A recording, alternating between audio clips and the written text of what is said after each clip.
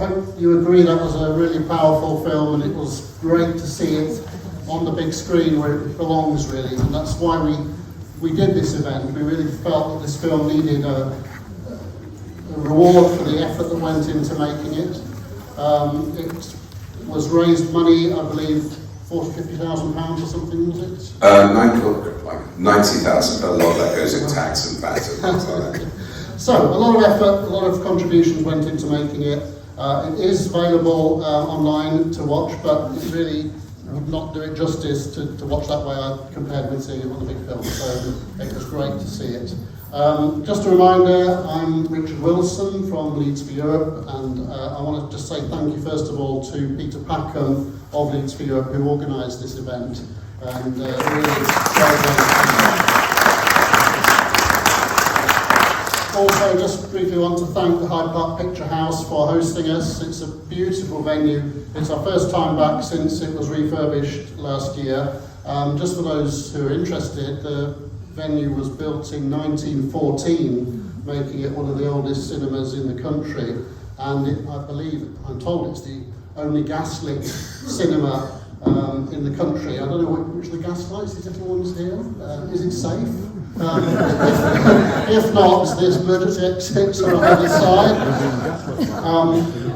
Now, let me introduce our guests. Really appreciative of the guests for travelling all this way to come and be here today. On my right, Peter Jukes, an author, playwright, screenwriter, critic and journalist. Most latterly, of course, a journalist, because about just over 5 years ago, he, along with Stephen Colgrave, launched Byline Times, which is the newspaper and online journalistic outlet, which has gone from strength to strength over those 5 years and has now grown into quite an empire, where you have Byline Times, Byline TV, which released this film, Byline Books, the Byline Festival, which I don't know how many years that's been running, but I've been to the last 2 of those.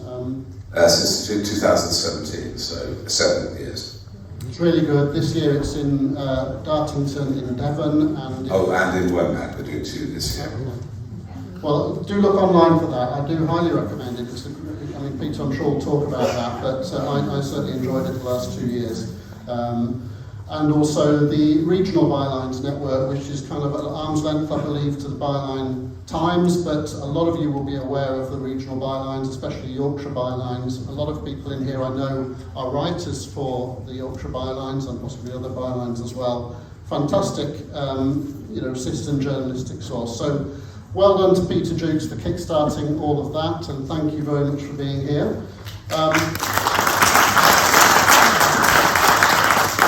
On our immediate left, we have Hardeep Matharu, editor of the print and online Byline Times. Hardeep is an award-winning local news reporter before coming to Byline Times, with more than a decade's worth of experience working across regional, national and independent media. Byline Times, again, for those of you who aren't aware, the National Byline Times is an excellent newspaper. It's now available in newsagents. I think for the last 2 or 3 months it's been available and is clearly growing in success. And it covers, and its strapline is what the papers don't say. So you'll get news there that you won't get anywhere else, and highly recommended. And finally on my left over there is Paul Farragher, who you just saw in the film towards the end of it. A former Leave voter who deeply regrets his decision and now campaigns against Brexit. Paul's background includes work for British Gas, followed by being self-employed as a taxi driver, publican and nightclub owner. He has a strong passion for honest politics and is now a parliamentary candidate for Gina Miller's True and Fair Party, where he'll be standing in Wirral West in the general election.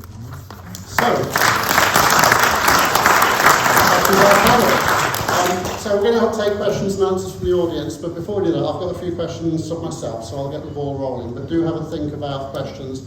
I'm not sure what the roving mic situation is. I've got. Great, thank you. Right, first of all, just a general question for Peter on the right. What was the thinking behind producing this film, and how does it fit within the agenda of Byline? Very good question. So there are about 20 box sets of films, TV shows you could make about Brexit. I'm actually working on a play myself. I have a background as a TV dramatist on Russian influence and the origins of Brexit. But there's many other films to be made about American oligarchs, the tabloid press, the right wing of the Conservative Party.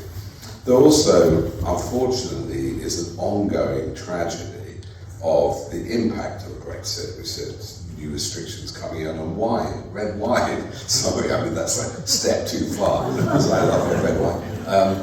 And I'm trying, is there a mathematician in the audience?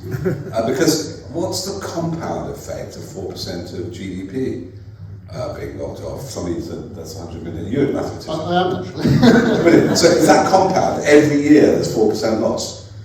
I don't think it is. I think it's probably just a permanent 4%, but tracking below into the indefinite future. I think if it's compound, I mean, over 10, 20, 30 years, it would basically mean that the UK would be Minus. it would be a third world country. I don't think it's quite that, but anyway. Right, but still. So there is that. So, you know, as I said, you know, why Brexit happened, we'll be investigating this horror, this sort of, Hardeep's been in on this sort of hubris of British exceptionalism, which I think we have provided a service to the world in that showing Western European countries don't leave the EU. I do think, interestingly enough, there's another service we've done, and we and America in 2016 were early victims of online operations, dark money, and the populist right, which is now spreading across Europe. But so we had to limit it. It's just very briefly on the film. And both, a bit like Paul here, and a lot of people I've worked with, Cambridge Analytica, Chris Wiley I worked with, helped him debrief Cambridge Analytica, he was a lead voter. Peter Obon, who writes for us, a lead voter. Rather than, and I've been tempted, and I see this online, excoriate people for their choice in 2016. Let's pay them some respect. Maybe they were lied to, but what were the motives that made them vote for Brexit? Anthony Barnett's brilliant at this. It's a result of austerity, a democratic deficit. Here was a big button, right, we're going to show the elites what really, and of course it is shooting them in the foot. And I think, again, Hardeep's brilliant. She's written this up for the edition in November, wasn't it, about the movie, the betrayal of those, the cynical misuse of these people. That terrible woman who wanted, really believed, 450 million a month. It would go to the NHS, and she's worried about her kids in hospital. So that's a specific angle, the betrayal of those who voted leave. Thank you, Peter. Turning to Hardeep, I just want to focus a little bit on Byline Times, because, you know, to be clear to people who don't know Byline Times, it's not purely about Brexit. It is about a lot about the media, about how dysfunctional the British media is. As I said, it's what the papers don't say, and also about politics generally. So my question really is, do you think that the forces that created the need for the existence of Byline Times would have been just as strong without Brexit? How much do you credit Brexit with the existence of Byline Times? And how much has Brexit contributed to that degradation of Britain, its political system, its media, and the general condition of our society? Such a good question. I really like this question because it's a question no one wants to ask. I think it's really necessary. So I often, in the about 2 years that Byline TV were putting this film together, we were at various points talking to lots of different individuals, and I was asking them, and this goes from politicians to campaigners, people in the media, but for the press that we have in Britain, would we have ended up in the state we are in with a very hard Brexit, the impact on our economy, the number of deaths we've had from the coronavirus pandemic? Would we have ended up in that same state if we had a different media? And I think this is a key question. And for me, my analysis, and I guess Byline Times' analysis on this, is that yes, we would have, because I think there is a crisis, a democratic crisis in this country, and I think that is directly linked to the crisis we have in our media. When I talk about the media, I'm talking about the established press. So the tabloids in this country that still have a lot of influence on policy, on the political culture in which we are all operating, have very close links to people in positions of power. That there is a crisis there, and that is linked to our democratic crisis. These are two parts of the same problem. This is not, it's all one issue. And I think one of the key issues is people don't see it that way. They think we have political crises such as Brexit, the pandemic, the cost of living crisis, conflicts abroad, and then we have our media, we have our newspapers, as if they are sitting on the side and just being innocent bystanders. And I don't think that is the case. And I think there were many issues in Britain. Let's be clear. I mean, in some ways, the last 10 years has exposed the very worst of these things.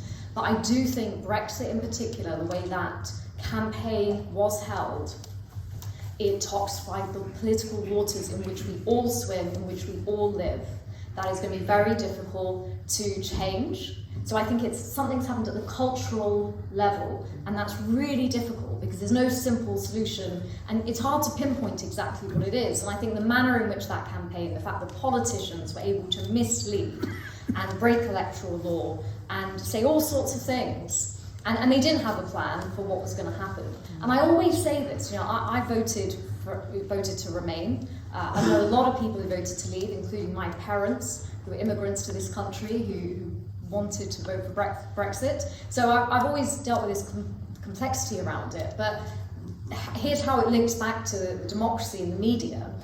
If that campaign had been held in a way that was fair, that wasn't full of misleading claims, that spelt out clearly what the plan was, if we were to remain or if we were to leave, if the whole manner in which that campaign had been conducted was not marred by information operations, then I do believe that those of us who voted Remain, we still may not have got the outcome that we wanted, but maybe we would have had an easier time of accepting that result. And so this is what's happened. It has toxified the political water in which we all swim, and I think a lot of that is down to our media, weaponizing tropes, using xenophobic divisiveness, and also just being completely reckless with the future of this country. And unfortunately, Byline Times is still needed more than ever, because there seems to be some taboo about saying this. The fact that, the established press in this country is an entire power block which no one scrutinises, and yet we don't talk about that. And I just think it beggars belief, really.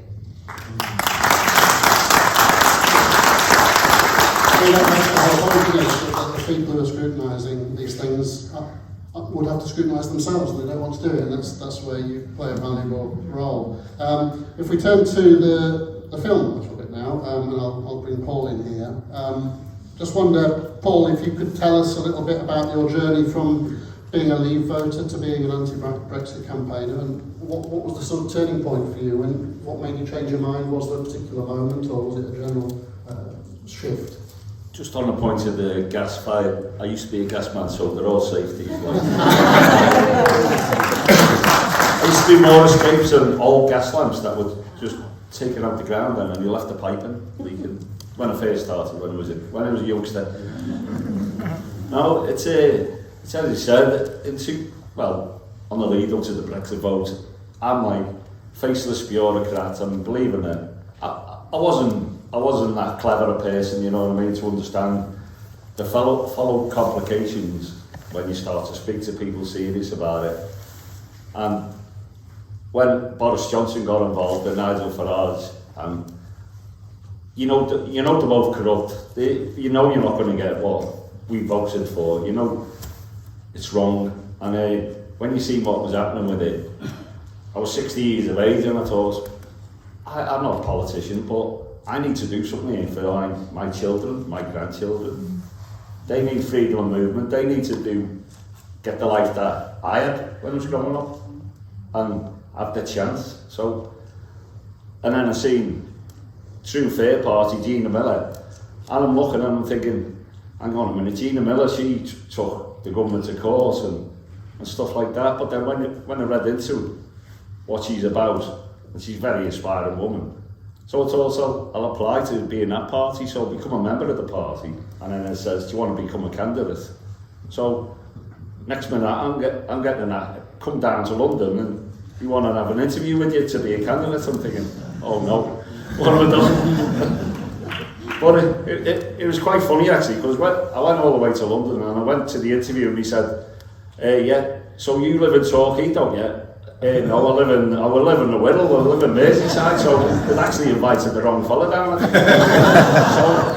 But I am from Liverpool, I've got a sense of humour, so, and I'm comfortable around people, so we got on like a house on fire, you know what I mean? So she said, we need people like yourself. And at the time, it's called, pick somebody who would you like to go against near to where you were. And there's the wicked witch of the north called Esther McVeigh, you see, so I wanted to go against Esther McVeigh, but being a small party, we haven't got the resources of the big parties. It's 30 miles away and it's very sporadic. So in my area, Wirral West, Margaret Greenwood is retiring, so I decided to move to my own area, but it's still tough. And it's like you say, I'm talking, when we went to that pub, you didn't see the Arthur, because half of them had been in there all day and he was rotten drunk. And he interviewed them, and but the opinions, and the opinion was when you're walking out, everyone thought they were lied to, you know, and everyone wanted to go back in, but actually Birkenhead voted to remain, you know, and he tried to make out this thing that, it's all them Northerners who caused Brexit, and it wasn't. You know, it's not true. And like I say, I just want better politics, and I see being back in Europe and my children and other children, and they can go and get educated over there and have freedom of movement, and I don't have to stand in a queue for an hour when I want to go, is another reason, personal reason. But we need to get back into Europe, and True Fair is about rejoining Europe. And you know, the conversations are already being had. We've got people in the background who are doing papers now, and they're speaking to these people and saying it's difficult, but they want us back into Europe. They want Britain back in Europe. And hopefully that's where we lead to. So I think that's all I've got to say. Yeah, thank you.